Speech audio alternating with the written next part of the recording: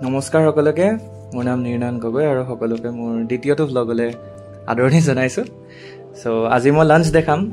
মানস হোষ্টেলৰে then আজি আছিলে rice আৰু ইয়া পোলাও আছে কাৰণে মই ৰাইচ নাই লোৱা আৰু তাৰপৰা এয়া আছিলে দাইল তাৰপৰা মই ল'লো অলপ কাবুলী বুটৰ চব্জি তাৰপৰা নেক্সট আছিলে মিক্সড ভেজ তাৰপৰা এইটো চাম্বাৰ একচুৱেলি ৰাতিপুৱাও থাকে ব্ৰেকফাষ্টত লাঞ্চতো থাকে আৰু ডিনাৰতো থাকে চাম্বাৰ তাৰপৰা লাচি এগিলাচ মই ল'লোঁ মই লাচি খাই বহুত ভাল পাওঁ আৰু এয়া ৰুটি বাটাৰ ঘি দিয়া ৰুটি একচুৱেলি ঘি ৰুটিটো মই লৈছোঁ